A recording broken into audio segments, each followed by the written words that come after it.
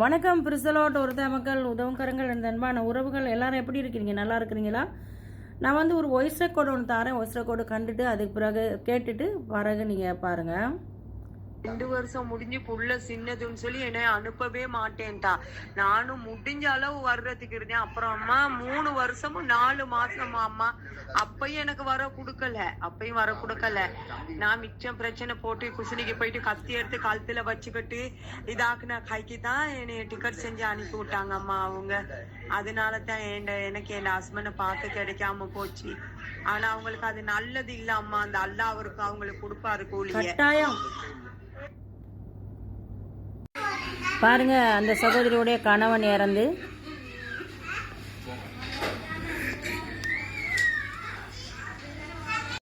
அதாவது அன்பான உறவுகளே, 2 வருட காலங்கள் நாம் இந்த நாட்டுக்கு பணி செய்ய வருகின்றோம். இந்த 2 வருட காலங்கள் நம்மளுடைய எக்ரிமெண்ட் 2 வருட காலம் முடிய பிறகு நாம் கட்டாயம் நாட்டுக்கு போக வேண்டும்.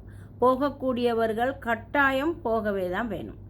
அப்போ அவர்கள் அதாவது எஜமான் என்ன செய்கிறாங்கன்னு கேட்டால், இது வெளிநாட்டு வேலைவாய்ப்பு அமைச்சர் விஜித்த ஹேரத்துக்கு இதை கட்டாயம் நான் இந்த கோரிக்கையை வைக்கின்றேன். இவருக்கு தான், வெளிநாட்டு அமைச்சர் விஜித்த ஹேரத்துக்கு தான் இந்த மெசேஜஸ் கட்டாயம் போய் சேரணும்.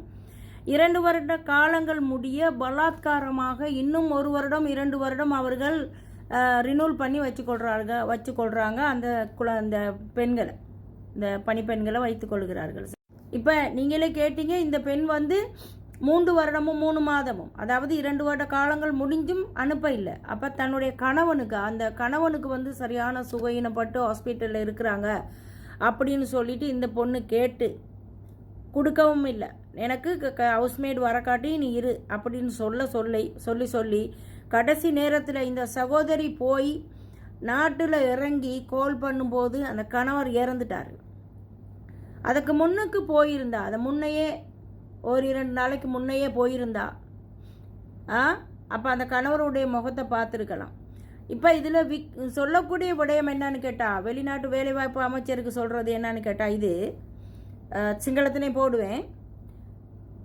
எப்படின்னு கேட்டால், நமக்கு 2 வருட காலங்கள் அவங்க அனுப்பலைன்னு சொல்லியோ, இல்லை சம்பளம் கொடுக்கலன்னு சொல்லியோ, இல்லை செக்ஸ் டோர்ச்சரோ, இல்லை அடித்து உதைச்சி துன்புறுத்தி சாப்பாடு கொடுக்காம தூங்க விடாமல் நிம்மதி இல்லாமல் செய்கிறதுனால நாங்கள் வெளிநாட்டு வேலைவாய்ப்பு மையத்துக்கு போய், அதாவது பீரோவுக்கு போய் நம்ம கம்ப்ளைண்ட் பண்ண போனோம்னு சொன்னால், அதாவது ஏனைய பகுதிகளில் கண்டி, அதே மாதிரி மட்டக்களப்பு, கஹல்ல, ஆலியல, இந்த மாதிரியான பல இடங்களில் பிரான்ச்சஸ் இருக்குது. மெயின் ஆஃபீஸில் இல்லாமல், பத்திரமுலையில் இல்லாமல் மற்ற ஆஃபீஸஸ்கள் இருக்குது.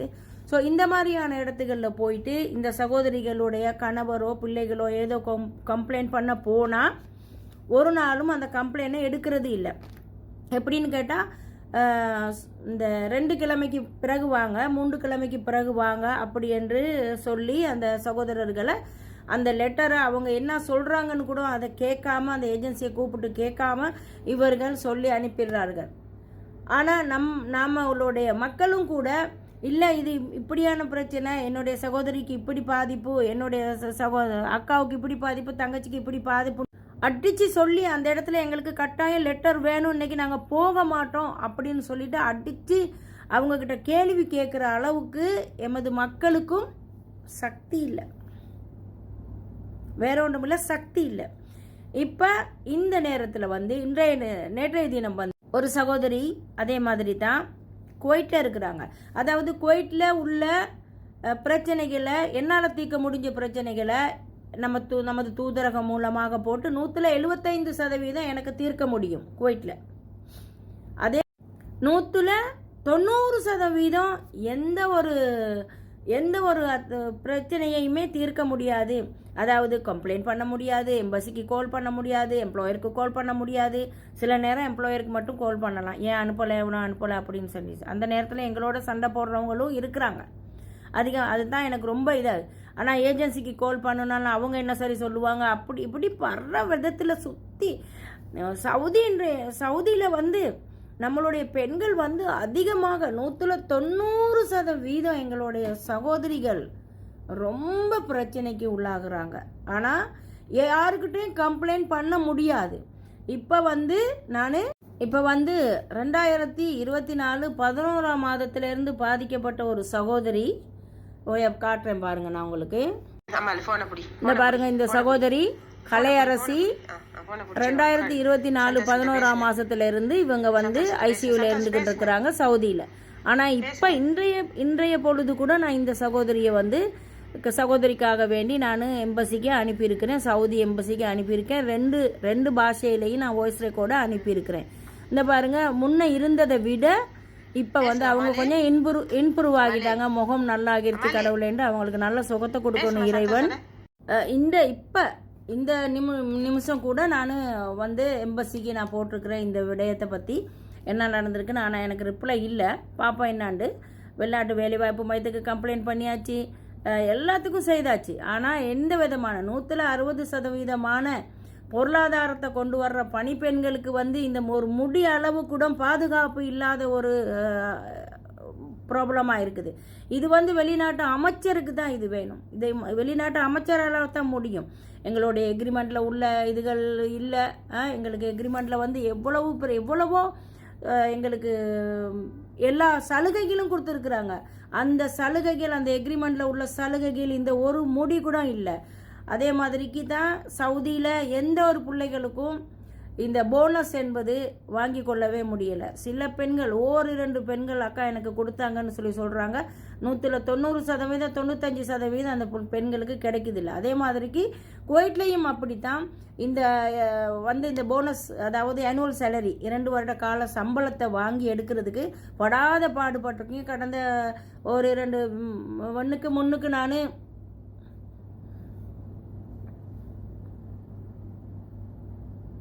ஒரு 2 கிழமைகளுக்கு முன்னே நான் போட்டிருந்தேன். ஒரு சகோதரி போனஸ் கேட்டாங்க. ஒரு 40 நாள் போக 40 நாள் இருக்க 10ஆம் மாதம் தான் அவங்க போகிறாங்க. இப்போ 1.5 மாதத்துக்கு மேலே இருக்குது. கேட்ட கைக்கு அவங்களுடைய காகோவுக்கு வாங்கின அனைத்து பொருட்களையும் இங்கே விட்டுட்டு அந்த இரவா டிக்கெட்டை செஞ்சு ஏர்போர்ட்டில் கொண்டு போயிட்டு அந்த மேடம் விட்டுட்டு வந்துட்டாங்க. அவங்களால ஒன்றும் செய்ய முடியாது. ஆனால் நமதோட தூதரகத்துக்கு ஆல்ரெடி அவங்க கன்ஃபார்ம் இன்ஃபர்மேஷன் கொடுத்துட்டாங்க. லெட்டரும் போயிருச்சு. அவங்க என்ன சொன்னாங்கன்னு கேட்டால், நீங்கள் போக முன்னுக்கு எங்களுக்கு ஒரு லெட்டர் ஒன்று எழுதி கொடுத்துட்டு போங்க அப்படின்ட்டு. அது என்ன நடந்துச்சுன்னு தெரியாது. அந்த மாதிரியான விஷயங்கள் தான் இந்த மாதிரி நடக்குது. சரியா?